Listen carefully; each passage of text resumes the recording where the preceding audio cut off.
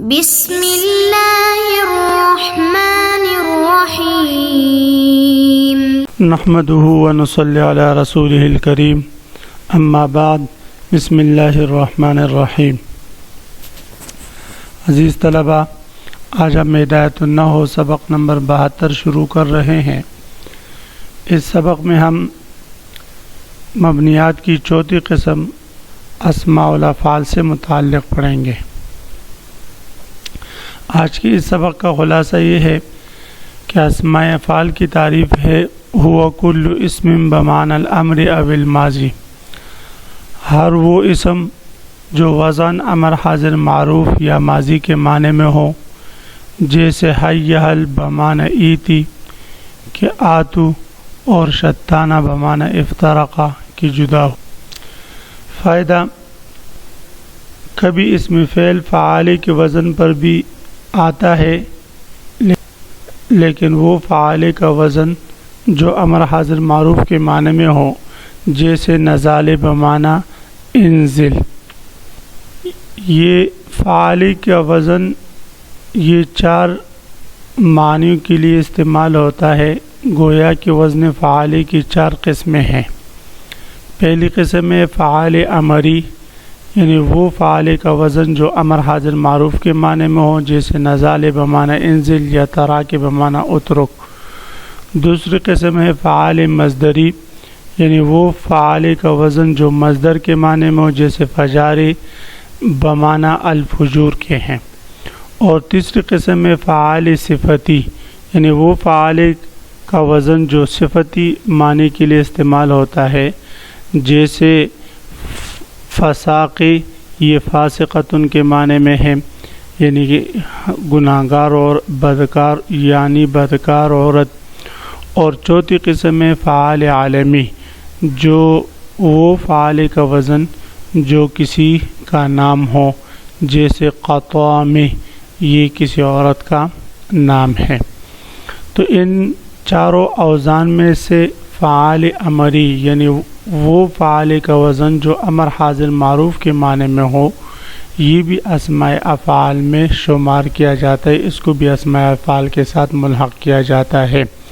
تو گویا کہ اسماء افعال 3 ہوئے، ایک وہ جو ماضی کے معنی میں ہو، دوسرے وہ جو فعل امر کے معنی میں ہو، اور تیسری قسم کہ وہ اسماء افعال جو ان کے ساتھ لاحق کیا جاتا ہے، اور تیسری قسم کہ وہ فعال کا وزن جو ان کے ساتھ لاحق کیا جاتا ہے جو امر حاضر معروف کے معنی میں ہو، جو ان کے ساتھ لاحق کیا جاتا ہے۔ عزیز طلبہ، اب ہم آتے ہیں کتاب کی طرف۔ سب سے پہلے ہم عبارت پڑھتے ہیں۔ فصل اسماء الافعال اسم الفعل كل اسم بمعنى الامر والماضي كرويد زيدا اي امهله وهيهات زيد اي بعودا او كان على وزن فعل بمعنى الامر وهو من الثلاثي قياس كنزال بمعنى انزل وتراك بمعنى اترك ويلحق به فعل مصدرا معرفة كفجار بمعنى الفجور او صفة للمؤنث نحو يا فساق بمعنى فاسقة ويا لكاء بمعنى لاكعة او علما للأعيان مؤنثا كقطام وغلاب وحضار، وهذه الثلاثة ليست من اسماء الافعال وانما ذکرت ها هنا للمناسبة۔ یہ فصل ہے اسماء افعال کے بیان میں۔ اسماء یہ جمع ہے اسم کی، اور افعال یہ جمع ہے فعل کی، یعنی وہ اسماء جو فعل کے وزن پر تو نہ ہوں لیکن فعل کے معنی کو قبول کرتے ہوں، فعل کے معنی میں استعمال ہوتے ہوں۔ ان کی تعریف مصنف علیہ رحمہ نے کی ہے: کل اسم بمعنی الامر والماضی، ہر وہ اسم جو امر حاضر معروف کے معنی میں ہو یا ماضی کے معنی میں ہو۔ تو ہر وہ اسم جو ان 2 مبنی الاصل کے معنی کو متضمن ہو، ان کے معنی میں ہو، تو وہ بھی مبنی میں سے شمار ہوں گے۔ کہ روید زیدن، اس کی مثال جیسے روید زیدن ہے، تو روید یہ اسم فعل ہے اور امہلہ کے معنی میں ہے، یعنی تو زید کو مہلت دے دے، امہل کے معنی۔ یہ مثال ہے امر کی۔ وہیہات زیدن، یہ مثال ہے فعل ماضی کی۔ ہیہات بعد کے معنی میں ہے، ہیہات زیدن کا معنی ہے اے بعد زیدن سے دور ہوا۔ او کان علی وزن فعال، یا اسم فعل ہر وہ اسم ہے جو فعال کے وزن پر ہو.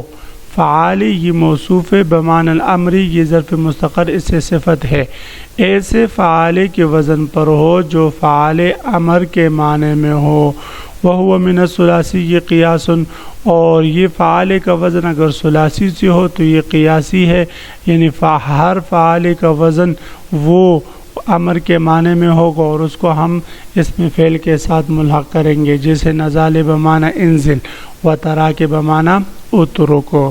مصنف علیہ رحمہ نے فرمایا عزیز طلبہ وہ من الثلاثی قیاس، کہ ثلاثی سے یہ قیاسی ہے، یعنی ہر فعال کا وزن وہ امر کے معنی میں ہوگا. لیکن بہت سارے ایسے فعال کے وزن ہیں جو امر کے معنی میں نہیں، تو یہ قاعدہ اکثریہ تو ہم اس کو کہہ سکتے ہیں، قاعدہ کلیہ نہیں.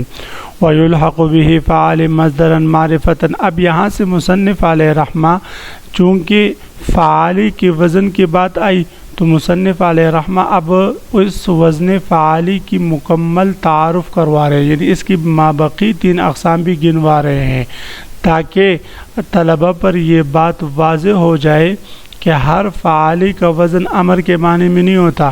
کبھی فعالی کا وزن امر کے معنی میں ہوگا، کبھی فعال مصدری ہوگا، کبھی فعال صفتی ہوگا اور کبھی فعال عالمی ہوگا. تو اب یہاں سے وزن فعالی کی مابقی 3 اقسام گنوا رہے ہیں. وَيُلْحَقُ بِهِ، اور لاحق کیا جاتا ہے، ملحق کیا جاتا ہے بِهِ اس فعال بمعنی الامر کے وزن کے ساتھ مصدراً، تو مصدر ہو معرفہ ہو. مصدراً معرفتاً یہ فعال سے حال واقع ہے، یعنی ملحق کیا جاتا ہے اس فعال کے وزن کے ساتھ اس فعال کو اس حال میں کہ وہ مصدر ہو اور معرفہ ہو. کا فجار بمعنی الفجور، جسے فجاری کس کے معنی میں ہے؟ الفجور کے معنی میں ہے. تو اب یہاں پر فجار یہ فعال کے وزن پر ہے، لیکن یہ الفجور مصدر جو مصدر ہے اور معرفہ ہے یہ اس کے معنی میں استعمال ہوتا ہے، یعنی فجار کہہ کر اس سے مراد فجور، فسق و فجور ہوتا ہے. او صفتاً، اس کا عطف جو ہے مصدراً پر ہے اور لاحق کیا جاتا ہے اس فعال امری کے ساتھ اس فعال کو حال میں کہ وہ صفت ہو للمؤنث، اور کس کے لیے استعمال ہو بھئی؟ مؤنث کے لیے، جیسے یا فساق بمعنی فاسقۃ. اب یہاں پر فساق یہ فعالی کا وزن ہے اور صفتی ہے جو صفت کے لیے استعمال ہوتا ہے، فاسقۃ کے معنی میں ہے. تو فساقی کا معنی ہم کریں گے فاسقۃ کے ساتھ، یعنی گناہگار عورت، بدکار عورت. اور اس کی دوسری مثال لکاعی ہے بمعنی لاکعۃ. لکاعی یہ لاکعۃ کے معنی میں ہے، یعنی کمینی عورت. او علماً، اس کا عطف ہے مصدراً پر، یہ بھی حال واقع فعال سے اور لاحق کیا جاتا ہے اس فعال امری کے ساتھ اس فعال کو اس حال میں کہ وہ فعال علم کے لیے استعمال ہو. للأعیان مؤنثاً، یعنی مؤنث ذاتوں کے لیے بطور علم کے وہ استعمال ہو، جیسے قطام یہ ایک عورت کا نام ہے، غلابی یہ بھی ایک عورت کا نام ہے، حضار یہ ستارے کا نام ہے. وہذہ الثلاثۃ، اور یہ 3 قسمیں کون سی بھئی؟ یعنی فعال مصدری، فعال صفتی اور فعال عالمی. یہ جو 3 قسمیں ہیں وزن فعال کی، لیست من اسماء الافعال، یہ فعال امری کی طرف اسماء افعال میں سے تو نہیں. وَإِنَّمَا ذُكِرَتْ هُنَا، پھر بھی یہاں اسماء افعال کی بحث میں ان کو یہاں پر ذکر کیا گیا للمناسبتی، کیونکہ ان تینوں اوزان کی مناسبت ہے فعال امری کے ساتھ. تو فعال امری چونکہ اسماء افعال کے ساتھ ملحق کیا جاتا ہے اور ان تینوں اوزان کے اس کے ساتھ مناسبت تھا، تو اس مناسبت کی بنا پر ان تینوں کو بھی یہاں پر ذکر کر دیا کہ ہر فعال کا وزن وہ اسماء افعال کے ساتھ ملحق نہیں کیا جاتا، بلکہ صرف اس فعال کے وزن کو ملحق کیا جاتا ہے جو امر کے معنی میں ہو. تو عزیز طلبہ، آج کے سبق کا خلاصہ یہ ہوا کہ ہم نے مبنیات کی 4تھی قسم اسماء افعال سے متعلق پڑھا. اسماء افعال سے متعلق ہم نے پڑھا کہ اسماء افعال ہر وہ اسم ہے جو امر یا ماضی کے معنی میں ہو، اور پھر اس کے ساتھ ایک اور وزن ہے فعال کا جو اسماء افعال کے ساتھ ملحق کیا جاتا ہے۔ پھر ہم نے وزن فعال سے متعلق پڑھا کہ وزن فعال کی 4 قسمیں ہیں، وزن فعال بمعنی امری، فعال بمعنی مصدری، اور فعال صفتی اور فعال عالمی۔ تو یہ جو وزن فعال امری ہے، یعنی جو امر کے معنی میں ہو، اس کو اسماء افعال کے ساتھ ملحق کیا جاتا ہے، دیگر اقسام کو نہیں۔